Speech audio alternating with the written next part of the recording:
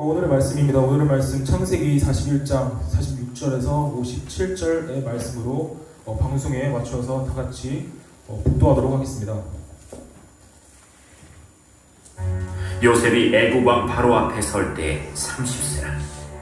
그가 바로 앞을 떠나 애굽 온 땅을 순찰하니 7해 풍년에 토지 소출이 심히 많은지라. 요셉이 애굽 땅에 있는 그 7년 곡물을 거두어 각 성에 저장하되 각 성읍 주위의 밭의 곡물을 그 성읍 중에 쌓아두매 쌓아둔 곡식이 바다 모래같이 힘이 많아 세기를 그쳤으니 그 수가 한이 없음이었더라. 흉년이 들기 전에 요셉에게 두 아들이 나되 곧 온의 제사장 보디베라의 딸 아스낫이 그에게서 낳은지라. 요셉이 그의 장남의 이름을 므낫세라 하였으니 하나님이 내게 내 모든 고난과 내 아버지의 온 진리를 잊어버리게 하셨다. 차남의 이름을 에브라임이라 하였으니 하나님이 나를 내가 수고한 땅에서 번성하게 하셨다. 애굽 땅에 7해 풍년이 그치고 요셉의 말과 같이 7해 흉년이 들기 시작하매 각국에는 기근이 있으나 애굽 온 땅에는 먹을 것이 있더니 애굽 온 땅이 굶주리매 백성이 바로에게 부르짖어 양식을 구하는지라. 바로가 애굽 모든 백성에게 이르되 요셉에게 가서 그가 너희에게 이르는 대로 하라. 온 지면에 기근이 있음에 요셉이 모든 창문을 열고 애굽 백성에게 팔세. 애굽 땅에 기근이 심하며 각국 백성도 양식을 사려고 애굽으로 들어와 요셉에게 이르렀으니 기근이 온 세상에 심함이었더라. 아멘. 아멘. 세상을 살리는 준비된 사람이라는 말씀을 주제로 가지고 목사님께서 인도하시도록 하겠습니다. 네, 여러분들 일주일 동안 또 각자의 자리에서 임무 수행하느라 대단히 수고 많았습니다. 우리 서로 옆에 앞뒤 좌우에 있는 전우들 바라보면서 반갑게 인사 나눕시다. 할렐루야. 할렐루야. 예, 한 주간 동안 수고 많았습니다. 네. 오늘은 13시 30분에 예정대로 우리 설수모가 있겠습니다. 정상적으로 시행합니다. 설수모 말 그대로 설교 듣고 수다 떠는 모임이에요. 뭐 미리 예습할 것도 없고 뭐 공부할 것도 없고 그냥 오늘 설교 들은 거 가지고 수다 떠는 거니까 많이들 참석하셔서 설수모에 5번 참석할 때마다 치킨 쿠폰 2만원권을 모바일로 이렇게 쏴드려요. 연속 참여 안 해도 됩니다. 띄엄띄엄 참석해도 다 출석 체크하고 있기 때문에 5번 될 때마다 이렇게 드리니까 많이 나오면 좋을 것 같아요. 그죠? 네. 이런 게 있는 줄 몰랐던 신병들도 있을 수 있으니까 또 우리 군종병들이나 선임들은 좀 이렇게 알려주시고 같이 함께 이렇게 좀 나올 수 있게 해주시면 좋겠어요. 신병들 또 눈치 보여서 못 올 수도 있으니까 이렇게 많이 좀 참석을 독려해 주시길 부탁드립니다. 특별히 13시 30분에 시작을 하기 때문에 여기 옆에 교육관에서 하거든요. 한 15분, 20분쯤에 우리 또 배보교회 간부님들이 차량으로 친절하게 또 이렇게 운행을 해줘요. 그러니까 생활관 앞에 모여 있으면 이렇게 차량으로 다 데려오고 또 데려다 주고 하니까 많이들 편안한 마음으로 참석해 주시면 좋겠습니다. 그리고 설수모 하는 오늘 같은 시각에 세례자 교육이 저와 함께 여기 위에 2층 목양실이 있습니다. 거기서 진행하도록 하겠습니다. 목양실 여러분들 와보신 분들이 아마 거의 없을 거예요. 저도 자주 못 올라가니까요. 그래서 세례자분들은 오늘 설수모 하는 시간에 이 위에서 세례교육을 할 거고 그것도 설수모 참석 출석으로 다 체크해드리도록 하겠습니다. 우리 알파포대 박채웅 일병 왔나요? 네. 좋습니다. 이따 꼭 같이 함께 해주시고 나 전달 못 받았다 하시는 분이 있을 수 있어요. 나 세례 받고 싶었는데 나한테 얘기하는 주는 사람 없더라 하는 사람도 같이 오시면 됩니다. 괜찮습니다. 지금까지 파악 안 된 인원도 좋으니까 나 세례 받고 싶다 그러면 오늘 세례식을 하는 게 아니고 세례식은 주일 예배 시간에 합니다. 근데 세례 받기 전에 간단한 교육을 받아야 될 게 있어서 그래요. 오늘 함께 참여해 주실 분들은 같이 오시면 마찬가지로 우리 간부님들이 차량으로 다 이렇게 태우고 올 수 있도록 하겠습니다. 네, 그러면 우리 지난 주일에 우리는 창세기 41장 37절에서 45절까지 본문 말씀을 가지고 하나님의 영에 감동된 사람이라는 제목으로 말씀을 함께 나눴습니다. 우리는 요즘 그 창세기에서 굉장히 중요한 또 많은 비중을 차지하고 있는 요셉에 관한 이야기를 함께 살펴보고 있습니다. 자, 요셉을 향하여 하나님의 영에 감동된 사람이다 라고 이집트 왕 파라오가 언급하고 있는 장면을 우리가 보았습니다. 애굽 왕, 성경엔 애굽이라고 표시되어 있고 세계사에는 이집트와 애굽은 같은 말입니다. 이집트 왕 바로, 성경은 바로라고 되어 있지만 세계사에서는 파라오라고 이야기하죠. 그 파라오 왕이 꿈을 꿨는데 그 꿈을 해석하고 싶었지만 아무도 그 꿈을 해석해주는 사람이 없을 때 한낱 노예 신분으로 팔려왔다가 또 감옥에 갇혀있는 죄수였던 그 요셉이 꿈을 잘 해몽한다라는 소식을 듣고 왕이 불렀을 때 요셉은 파라오 왕이 꿈 이야기를 듣자마자 그 꿈은 이런 겁니다 라고 정확하게 이야기해주고 또 그걸 위해서는 어떻게 하셔야 합니다 라고 하는 대응책까지 제시를 해주자 파라오 왕은 굉장히 만족해 했습니다. 그래서 그러면 그 요셉이 제시한 그 대응책을 잘 이 정책에 반영해서 할 사람은 네가 하는 게 좋겠다 라고 해서 요셉을 이집트의 국무총리로 임명을 하게 됩니다. 형들의 시기와 질투에 의해서 외국 노예 상인들에게 팔려온 지 13년 만에 하루아침에 이렇게 높은 지위로 오르게 된 것입니다. 13년 만에 일어난 일이죠. 하나님께서 이와 같이 요셉을 크게 높이신 이유는 요셉이 그동안 13년 동안 너무 억울하게 살아왔고 또 고생한 것에 대한 보상으로 그렇게 해주신 것이 아닙니다. 요셉이 불쌍해서도 아니고 요셉이 착하게 살았기 때문도 아닙니다. 하나님께서는 당신의 구원 계획을 이루시기 위해 요셉을 통해 그 일을 행하시려고 그 오랜 세월 동안을 힘든 시간들을 통해서 요셉을 준비시키시고 요셉을 높이신 것입니다. 요셉을 통해 많은 사람들을 구원하기 위해. 자, 요셉은 애굽의 총리라고 하는 그 자리를 통해서 후에 우리가 나중에 살펴보게 될 것인데 자기 가족들 그리고 자기 민족 더 나아가 온 세상 주변 다른 나라들까지 구원하는 길을 예비하는 사람으로 쓰임받게 됩니다. 성경은 시종일관 한 사람을 지향하고 있습니다. 성경이 이렇게 두껍지만 구약 성경은 앞으로 오시게 될 구원자, 즉 예수님께로 모든 이야기의 방향이 초점을 맞추고 있습니다.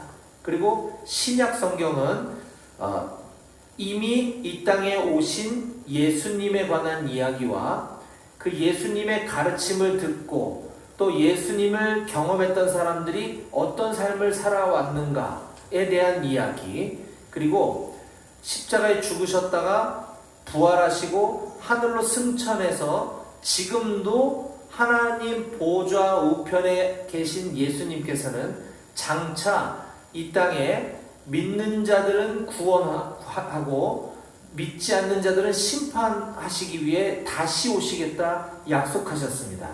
그 앞으로 일어날 일들에 대한 이야기가 기록되어 있는 책이 신약 성경입니다. 그래서 신약과 구약 성경은 모두 다 예수님께서 오실 예언과 오시게 된 그 사건들, 또 예수님을 믿고 살아왔던 사람들에 대한 이야기, 앞으로 장차 다시 오실 예수님에 대한 이야기들로 가득 차 있는 책이 이 성경책인 것이에요. 자, 그러면 구약에 장차 오실 예수님을 어떻게 그리고 있는가는 여러 등장 인물들과 또 그 책들이 쓰여진 배경들에 따라서 각기 다르게 소개하고 있어요. 신구약 전체 성경을 처음 여는 그 첫 번째 책인 창세기에서, 그것도 가장 중요한 인물로 다루어지고 있는 이 요셉의 이야기도 마찬가지로 앞으로 오시게 될 예수님을 미리 보여주고 예고해주기 위한 예고편이다. 이 요셉의 이야기를 통해서 우리는 예수님을 발견할 수가 있어야 되는 것이에요. 마찬가지로 요셉처럼 예수님도 이 땅에 오실 때 가장 낮은 곳으로 임하셔서 또 가장 낮고 어두운 곳에서 살아가시며, 심지어는 나의 죄, 우리 모든 인류의 죄를 다 덮어쓰시고 그 죄값을 대신 치르고 십자가의 사형수로 죽으시기 위해 이 땅에 오신 것입니다. 그리고 그렇게 처참하게 사형수로 죽으셨던 그 예수님은 다시 부활하시고 하늘로 승천하셨죠. 하나님께서 친히 예수님을 높이신 것입니다. 그래서 신약성경 사도행전 2장 33절에 보면 이런 말씀이 있습니다. 하나님이 오른손으로 예수를 높이심에 그가 약속하신 성령을 아버지께 받아서 너희가 보고 듣는 이것을 부어주셨느니라. 그렇죠. 이처럼 예수님의 높아지심으로 말미암아 우리에게 하나님의 영, 성령님을 부어주셨다라고 하는 사실을 꼭 우리는 기억해야만 할 것입니다. 따라서 영으로 충만한 사람은 우리가 구약 창세기에서 보았던 것처럼 세상 사람들로부터도 쟤는 하나님의 영에 감동된 사람이다 라고 불리우게 될 줄 믿으시기 바랍니다. 아멘. 예. 마찬가지로 저는 여기 있는 우리 모두가, 여러분 전우들, 예수님을 모르는 전우들로부터도 하나님의 영에 감동된 사람이라고 불리우는 여러분 모두가 되시기를 주님의 이름으로 축복합니다. 예. 이제 계속 이어지는 오늘 설교의 제목은 세상을 살리는 준비된 사람이라는 제목으로 함께 말씀을 나누도록 하겠습니다. 제목 한번 띄워주실까요? 오늘 설교 제목 함께 읽어봅시다. 다 같이 시작. 세상을 살리는 준비된 사람. 한 번 더 시작. 세상을 살리는 준비된 사람. 예, 오늘 말씀의 제목입니다. 저 제목을 꼭 기억하시고 들어주시기 바랍니다. 2018년 1월 18일에 개봉된 영화가 있었습니다. 얼마 안 됐죠? 2018년이면 한 7년 전이네요. 그때 개봉됐던 영화 중에 Darkest Hour라는 영화가 있었습니다. 혹시 보신 분 있나요? 저도 못 봤어요. Darkest Hour 한번 나중에 보고 싶어요. Dark, 어둡다는 뜻이죠. Darkest, 가장 어두운, 최고로 어두운 시간이라는 뜻이죠. Darkest Hour라는 영화가 있었는데, 이 영화는 2차 세계대전을 배경으로 하고 있습니다. 2차 세계대전 당시 영국을 포함한 연합군과 독일, 나치 히틀러와의 그 전쟁을 다룬 영화인데, 이 연합군과 독일 간에 있었던 이 전쟁사에서 아주 유명한 작전 중에 하나가 됴케르크 철수작전이라고 하는 것이 있습니다. 이것은 그때 독일이 나치 히틀러가 엄청나게 위력을 발휘하고 있던 전쟁이었잖아요.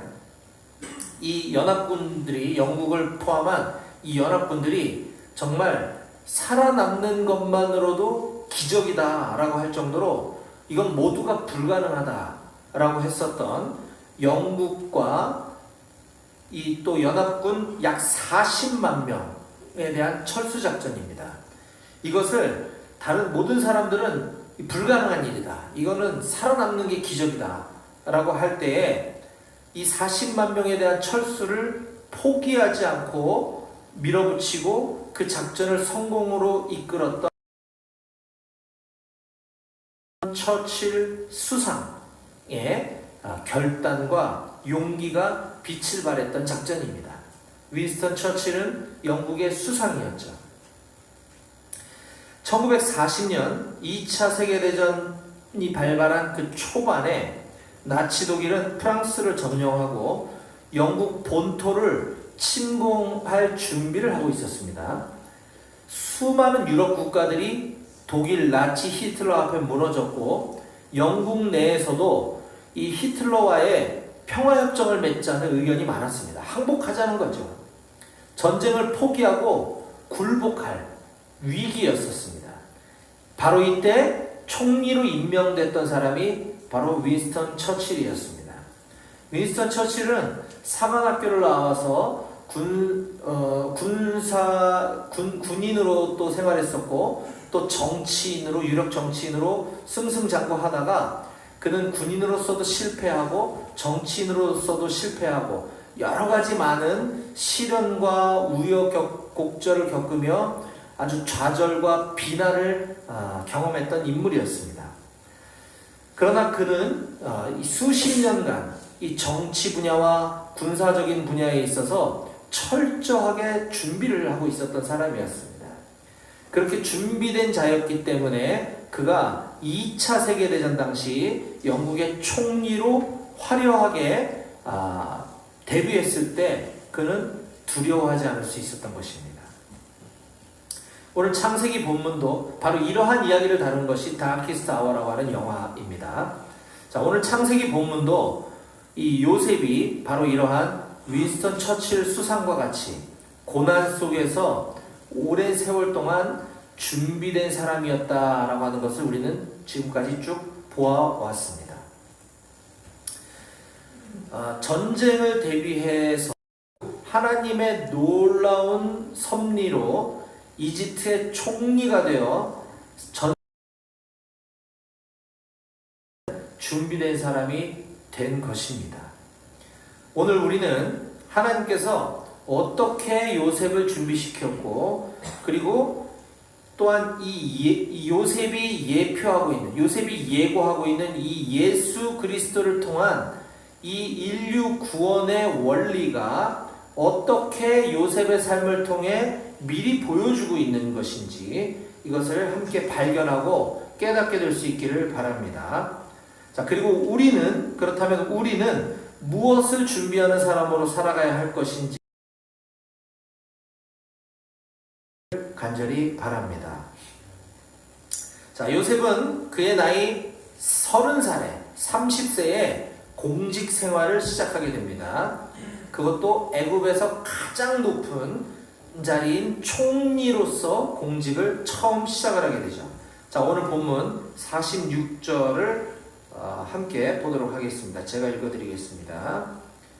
요셉이 애굽 왕 바로 앞에 설 때에 30세라. 그가 바로 앞을 떠나 애굽 온 땅을 순찰.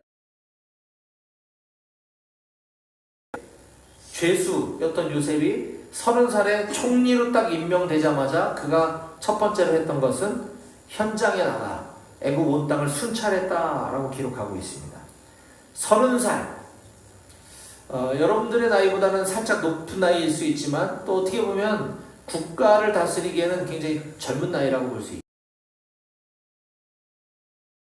여러분, 놀랍게도 이 30살이라는 것은 예수님이 신약에 이 땅에 오셔서 엄마 품에 어린아이로 소년기 시절을 지나고 나서 하나님 시작하실 때에 30세쯤 되시니라. 예, 요셉이 예수님을 미리 예고하고 있구나라는 걸 부활하여 하나님 우편에 오르셨습니다. 빌립보서 2장 9절부터 11절까지를 제가 읽어보겠습니다. 이러므로 하나님이 그를 지극히 높여, 예수님을 말하는 거죠. 하나님이 그를 지극히 높여 모든 이름 위에 뛰어난 이름을 주사 하늘에 있는 자들과 땅에 있는 자들과 땅 아래에 있는 자들로 모든 무릎을 예수의 이름에 꿇게 하시고 모든 입으로 예수 그리스도를 이 땅의 현 시점에 살고 있는 땅에 있는 자들과 이미 죽어서 땅에 묻혀 있는 모든 자들이 예수의 하셨다라고 하는 것입니다. 사랑하는 여러분, 지금 여러분들의 시간이 비록 지금은 좀 답답하고 어둠의 시간처럼 이 군생활의 시간들이 느껴지실지라도 하나님께서는 이 시간을 통해 여러분들을 준비시키고 계시는 줄 믿으시기 바랍니다. 예. 그렇다면 이 시간들을 말씀과 기도 또 경건 생활들로 잘 준비시키신 하나님께서는 하나님의 때에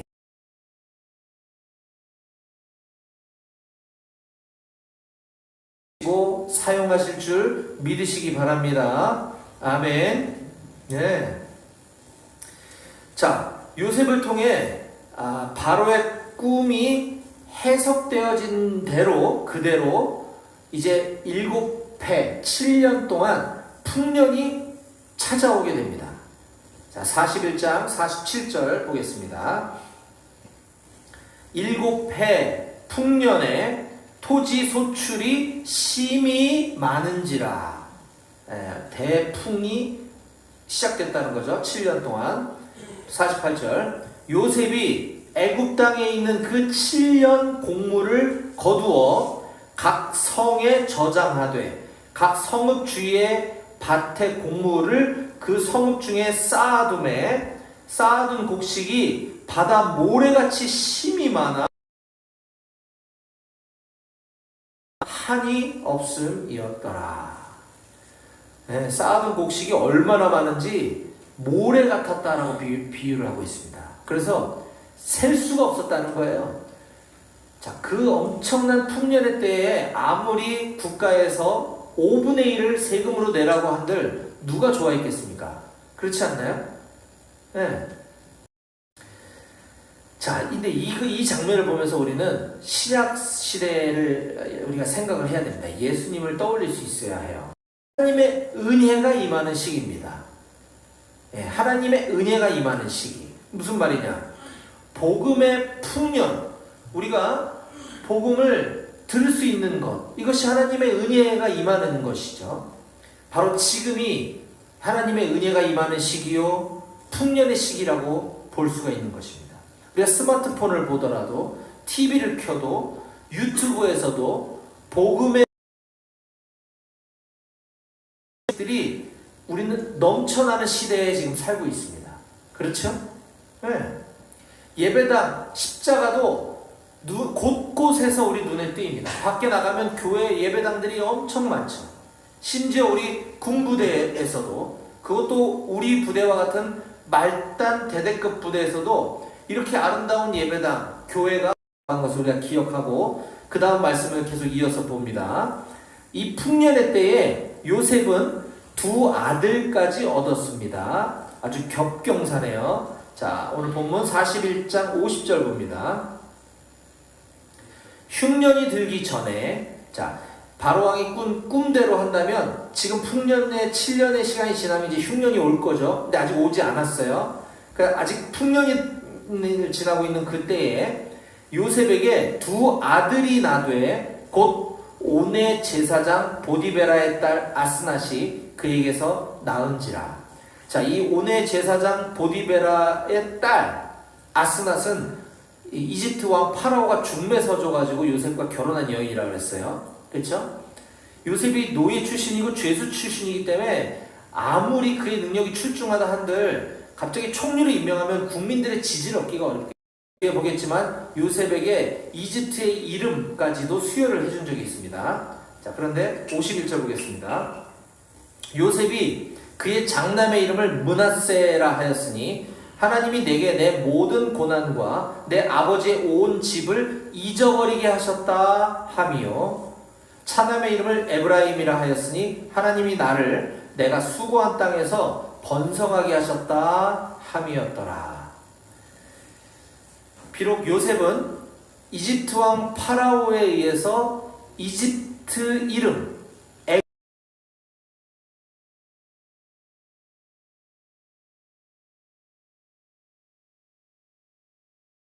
섬기는 나라에 대한 어떤 굴복이나 어떤 복종의 의미가 아니라 우리가 아는 일제시대 때 뭐 창씨 계명 이런 개념이 아니고 이것은 반대로 애굽 왕 파라오가 요셉의 권위를 인정해주기 위해서 수여한 이름이라고 볼 수 있습니다. 그리고 앞서 얘기한 것처럼 이집트 국민들 앞에 이 사람의 이름은 제임스가 아니고 홍길동이야 이렇게 해줬다라는 거예요.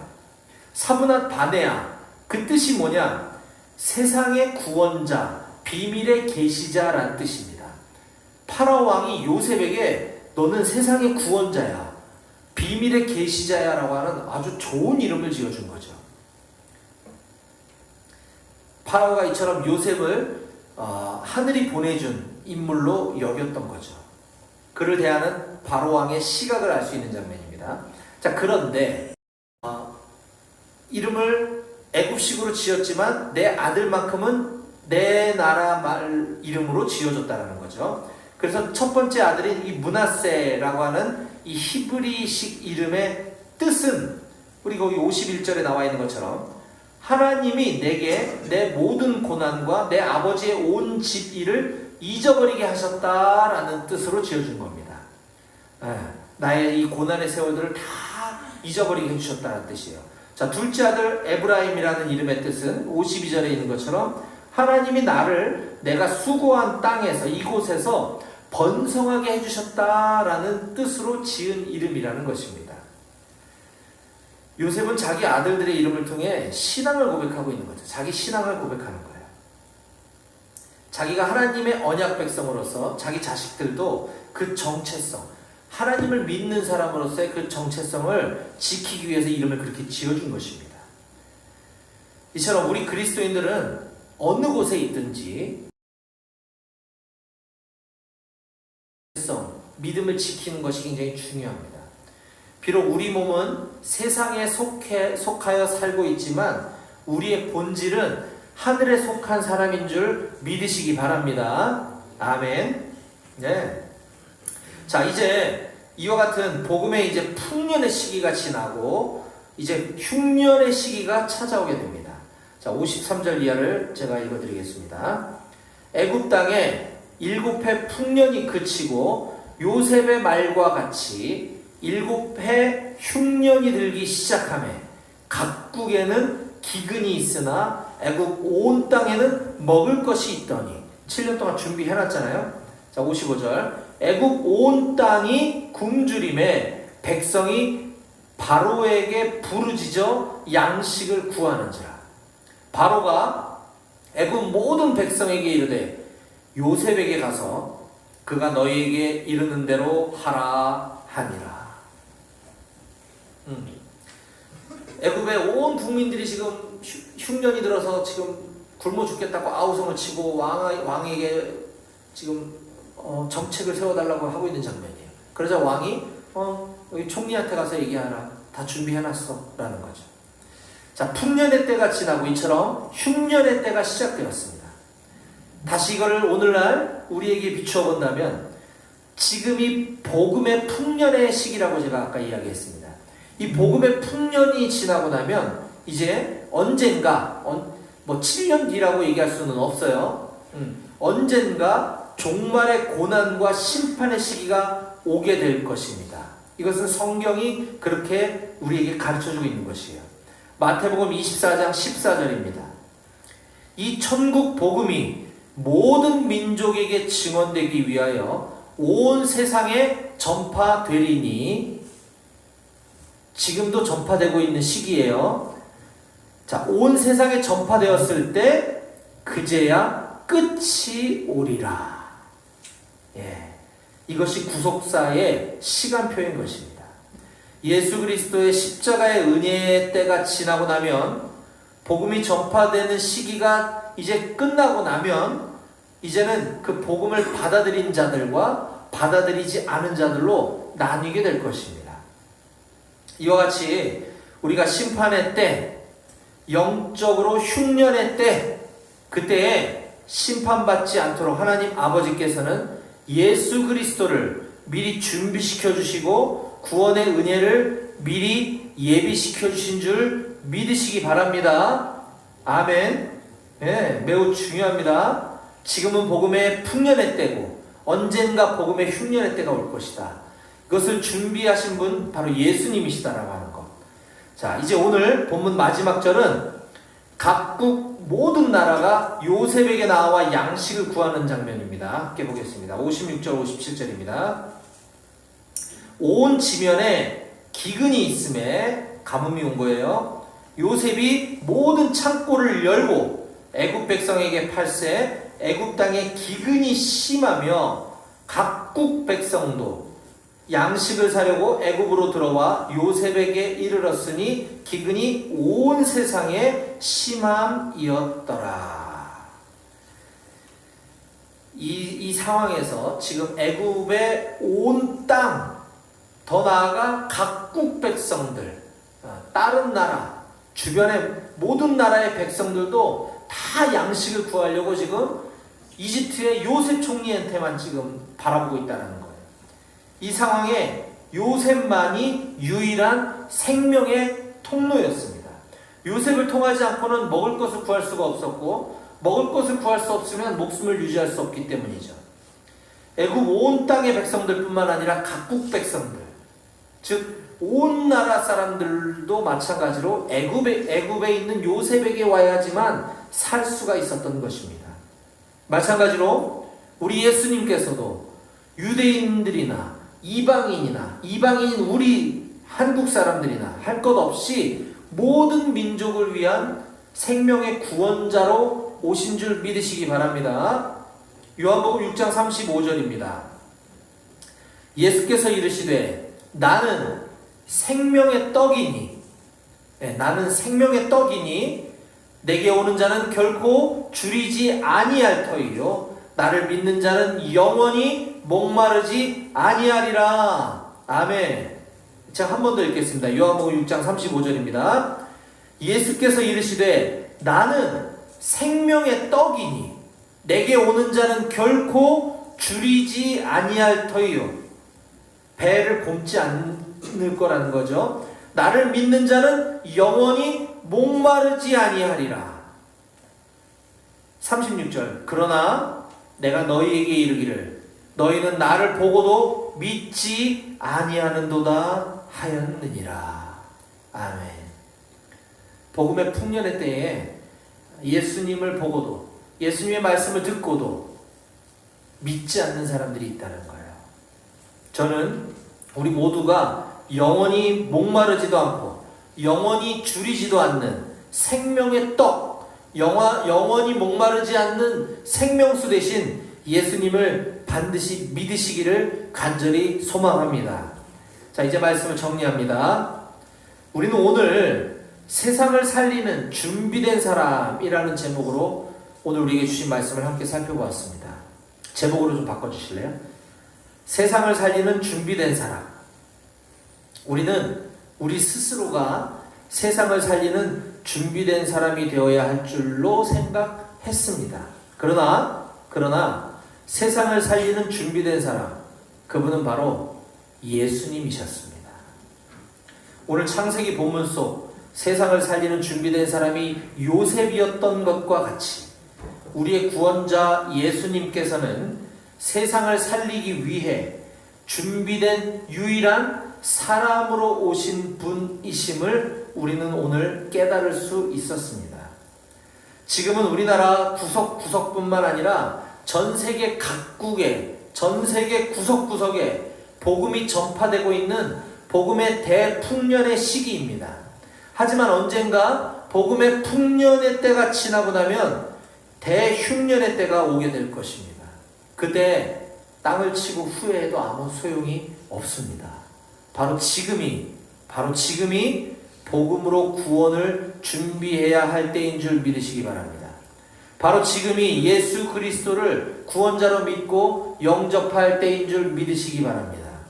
저는 우리 사랑하는 노포트 백오교회 모든 장병들이 세상을 살리는 준비된 사람으로 우리에게 찾아오신 예수님을 잘 믿고 구원을 준비하는 삶을 살아가시기를 주님의 이름으로 간절히 축원합니다.